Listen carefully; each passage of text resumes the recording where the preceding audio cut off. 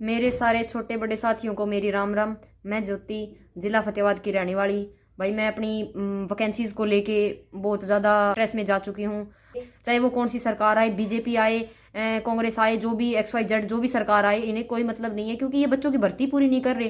पिछले 3-4 साल से कह रहे हैं भर्ती होगी, भर्ती होगी, सीटी हम हर साल कंडक्ट करेंगे, लेकिन ऐसा कुछ हो नहीं रहा है भाई। और ठीक होने के हालात तो मुझे नहीं लग रहे कि कुछ होएगा कभी। ये अभी इन्होंने कोर्ट केस का रखा था। कोर्ट केस के अंदर क्या हुआ कि जो अपोजिट पार्टी है वो कभी कह रही है कि 5 नंबर देने हैं, नहीं देने हैं, ये भर्तियां पूरी नहीं होगी, ये भर्ती रोको गैंग है, जो भी है HSSC है, ये सभी एक जैसे हैं। इनको कोई मतलब नहीं है कि किसी बच्चे की भर्ती हो रही है नहीं हो रही है। अभी इन्होंने D वाला रिजल्ट है वो प्रोविजनल पर डाल रखा है भाई। क्यों भाई? ना ये 56-57 का ढंग से रिजल्ट निकाल रहे हैं। इनको सिर्फ बांधने चाहिए और बांधने वो लगा रहे हैं। तारीख पे तारीख कोर्ट में मिल रही है। कभी AG साहब बीमार हो रहे हैं, कभी AG साहब की हालत ठीक नहीं है, कभी इनका मंत्रिमंडल चेंज हो रहा है। भाई मंत्रिमंडल के अंदर क्या है, कभी CM बदल गया, कभी ये जो हमारे अध्यक्ष थे HSSC के यो चेंज हो गए। और अब भाई इनको क्या चाहिए? पिछली तारीख 9 मिल रही है, कभी 11 मिल रही है, कभी 21 मिल रही है, कभी 19 मिल रही है। अभी JEE वालों को 2 तारीख मिली हुई है। क्यों भाई? बच्चों की क्या गलती है? अगर तुम्हारे क्वेश्चन रिपीट हुए हैं तो उसमें बच्चों की तो कोई गलती नहीं है ना। लेकिन फिर भी सरकार क्या कर रही है भाई? उनके कभी सिस्टम में खराबी हो रही है, कभी वो कह रहे हैं कि भी आज AG साहब आए नहीं, आज वो छुट्टी पे हैं। तो भाई इसमें बच्चों का कोई खोट नहीं है। तो बच्चों को क्यों ही मतलब वजह बनाया जा रहा है कि यही वजह है?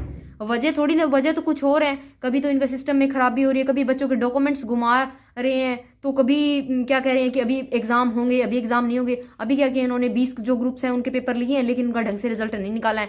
कई बच्चों के बेचारों के कट ऑफ से ऊपर नंबर जा रहे हैं, तो उनकी तरफ कोई ध्यान नहीं दिया जा रहा है कि इनके नंबर क्यों ज्यादा है, क्यों कम है। किसी के डॉक्यूमेंट्स पूरे नहीं हो पा रहे हैं, तो क्या है, डेट पे डेट इनको आगे से आगे मिलती जा रही है।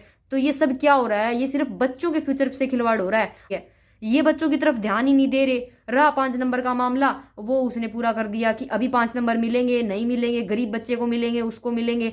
और ट्रिपल P की वजह, मतलब ट्रिपल P के बेस पर देखा जाएगा कि किस बच्चे को दिया जाए नहीं दिया जाए। ये हमारा मैटर नहीं है। मैटर था हमारा सिर्फ तैयारी करो और पेपर दो, और रिजल्ट निकालना सरकार के हाथ में था। रिक्रूटमेंट कट ऑफ सब सरकार के हाथ में होता है, लेकिन कुछ कर नहीं रही है। लेकिन जब एग्जाम हुआ था 56 और 57 का, तो इन्होंने रातों रात मीटिंग करके क्या किया था, एग्जाम कंडक्ट कर लिया था। अब ये रिजल्ट निकालते निकालते क्या कर रहे हैं, कभी ये मतलब ये अपनी सीट चेंज कर रहे हैं, कभी अपने आप को मतलब अपना पद से इस्तीफा दे रहे हैं। भाई ऐसा क्यों हो रहा है? क्यों? क्या रीजन क्या है इसके पीछे? मेन जो मुद्दा है वो उठाओ ना।